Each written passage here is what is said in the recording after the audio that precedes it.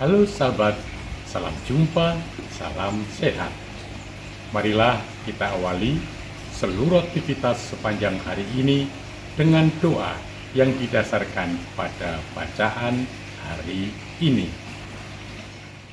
Doa pagi, Selasa 12 Mei 2026, Pekan ke-6 Paskah. Kalau penghibur itu datang, Ia akan menginsyafkan dunia akan dosa, kebenaran, dan penghakiman. Dalam nama Bapa dan Putra dan Roh Kudus. Amin. Bapa, orang yang digerakkan oleh Roh mempunyai pandangan dan penilaian baru menurut ukuran Roh-Mu sendiri.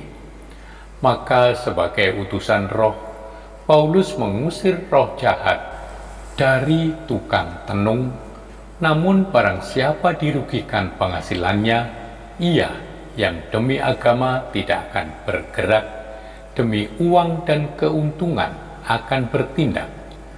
Rasul sebagai pembebas manusia dari kuasa roh jahat dianggap berbuat salah karena merugikan perusahaan meramal. Paulus dan Silas diseret ke pengadilan, dikoyak pakaiannya, didera, dimasukkan penjara, dibelenggu, dipasung. Tetapi para rasul dalam segala mengenali tindakanmu yang Maha Kasih, karena mereka merasa jadi alat pewartaan Injil. Mereka berdoa, menyanyi, memuji, dan Engkau menjawab doa mereka dengan mukjizat. Bapa, Yesus pergi kepadamu dan mengutus Sang Penghibur. Ada kesinambungan dalam Tritunggal ketika melaksanakan karya keselamatan. Engkau mengutus Putra, dan sesuai tugas, Putra kembali kepadamu. Dan darimu, Sang Putra mengutus Roh-Nya. Roh disebut penghibur karena dengan kepergian Yesus timbul rasa duka cita di antara para murid. Mereka ditinggalkan oleh Dia yang sudah mereka kenal, dan peranan Roh mereka tidak tahu.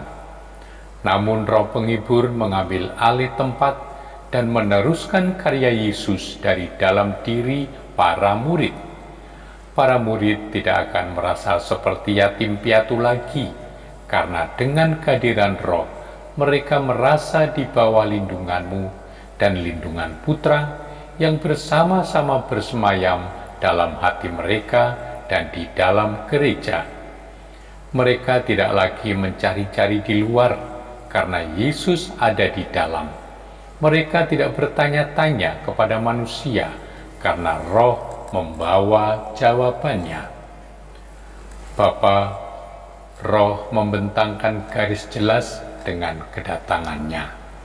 Dunia dibuktikan kedosaannya, karena sampai akhir tetap tidak percaya akan Yesus dan kekuasaannya untuk menyelamatkan, bahkan sampai juga membunuhnya.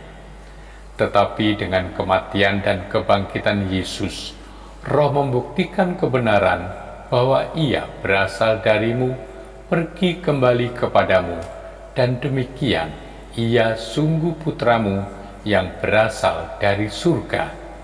Ini semua dinyatakan juga oleh Yesus dalam pesan-pesan sabda sesudah kebangkitannya.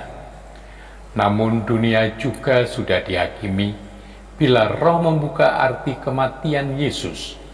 Penguasa dunia sudah kalah dan sudah diadili, sebab ternyata tidak berdaya mau mengenyahkan Yesus, dan Yesus tetap menang mengalahkan maut dan dunia. Artinya jalan sudah terbuka untuk selanjutnya dan bagi seluruh dunia. Musuh sudah terbukti kedosaannya karena tidak percaya.